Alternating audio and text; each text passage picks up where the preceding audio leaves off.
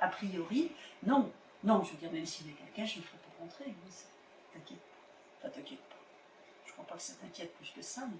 Oui, moi, ce que j'aimerais bien, c'est que tu te sentes comme sur un trône. Voilà. Donc, vas-y, à préparer. Qu'est-ce que tu en penses? Très bien. C'est très bien. Oui. Est-ce que tu De tête. as besoin de quelque chose? Mon objectif de reproduire les modèles à l'identique, au contraire, ça m'a pesé comme c'est pas possible. Mais c'est vraiment des techniques particulières pour construire les sculptures comme ça, et j'avais envie de travailler dans cet atelier-là. Donc j'y suis restée, je sais pas, 2 ans, 3 ans. Et en même temps, c'est vraiment ce que je cherchais, d'appréhender ces techniques. En même temps, ça me pesait tellement que c'est là où j'ai découvert cet atelier de cire. Et alors là, au contraire, c'est une grande liberté en fait. On travaillait extrêmement vite, enfin, c'était des pauses fractionnées, des pauses très courtes, de 3 minutes, le modèle se repose 3 minutes, il reprend 3 minutes. Autrement dit, les modèles ils peuvent tenir des pauses en mouvement. Je ne sais pas si tu vois ce qu'il y a derrière tout ça. Dans les ateliers académiques, un modèle il va poser pendant 3 semaines, 1 mois, tous les jours, 3 heures, la même pause. Donc je ne sais pas si tu vois ce que ça... Alors, quand je dis 3 heures quand même, ça veut dire 3/4 d'heure de pause, 1/4 d'heure de repos, reprendre la pause 3/4 d'heure, c'est quand même fractionné, il se repose si tu veux. Mais ça veut dire qu'il s'emmerde. Il s'emmerde et puis il faut tenir quelque chose. Quand on reste immobile aussi longtemps que ça ne peut pas être des pauses vivantes, c'est pas possible. Donc dans l'atelier de cire... C'est quoi une pause vivante? Eh bien justement, ça doit être pour ça que j'ai choisi celle-là. Tu vois, j'avais pas réfléchi. C'est des pauses vivantes, c'est des pauses dans lesquelles le modèle peut continuer à habiter sa pose. Quand tu restes des dizaines d'heures comme ça, bah, tu penses à autre chose. T'es pas dans ce que tu présentes.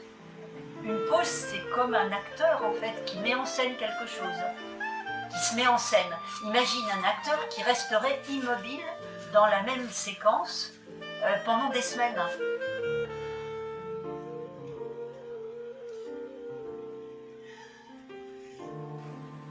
C'est vrai que j'ai besoin de la technique pour arriver à mettre en forme ce que je cherche. C'est très compliqué les relations à la technique. Parce qu'en même temps, je suis extrêmement technique. Je travaille avec des gens qui sont fondeurs, qui sont mouleurs, qui sont des gens extrêmement pointus dans leur boulot. Et il y a différentes pratiques. Il y a le mouleur, il y a le fondeur, il y a le ciseleur, le patineur. Enfin, tout ça, c'est des métiers différents, extrêmement complexes. Et on travaille en collaboration. Et en même temps, la seule chose qui m'intéresse, c'est pouvoir exprimer des choses avec ça. Donc c'est particulier comme...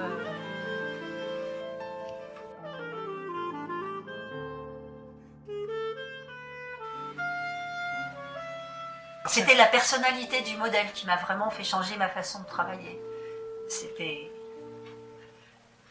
vraiment quelqu'un de très à côté de la plaque. Il arrivait, il était complètement ailleurs, il était toujours en retard, il faisait plus clodo que modèle, ce qui est quand même pas habituel. Et en même temps, il avait une présence... Parce qu'en fait, quand je parle, c'est comme si je travaillais sur... comme si c'était n'importe quoi, informe. Et ça, j'y tiens. Justement, je ne veux pas, comme elle dit, réfléchir, calculer.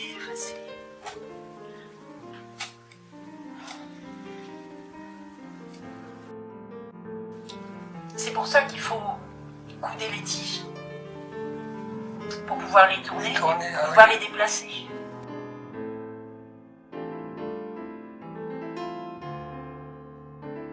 Pourquoi j'aime travailler avec un modèle? Je ne serais jamais allée aussi loin si ça n'avait pas été quelqu'un qui avait eu cette présence-là.